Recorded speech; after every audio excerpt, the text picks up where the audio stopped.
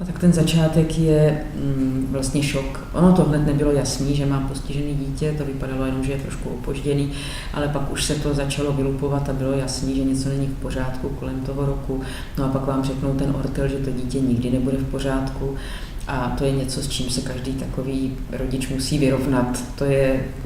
To je hodně těžká situace.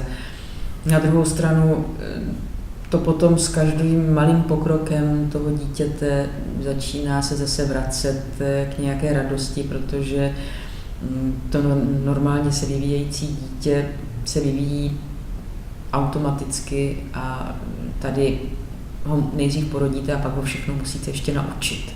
Říkat každou hlásku a zvednout nožičku a něco udělat, ale s každou takovouhle drobností máte úžasnou radost, protože to je vydřený pokrok a něco vám to dává. Nakonec musím říct, že to došlo až k tomu, že já bych to dítě nevyměnila za žádný jiný dítě zdravý, že to je pro mě vlastně to nejcennější v životě, co mám, že nebýt mýho syna, tak bych asi byla jiná.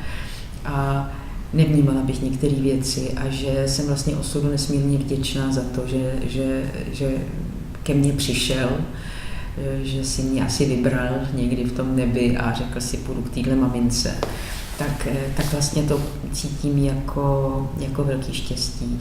Tím neříkám, že je člověk pořád šťastný, protože potřebuje taky pomoc společnosti a jak to po revoluci šlo úžasně nahoru a ty věci se začaly měnit k lepšímu a začalo chráněné bydlení a všechno se tak úžasně zvedlo, tak se to pak zastavilo a teď to jde prudce dolů.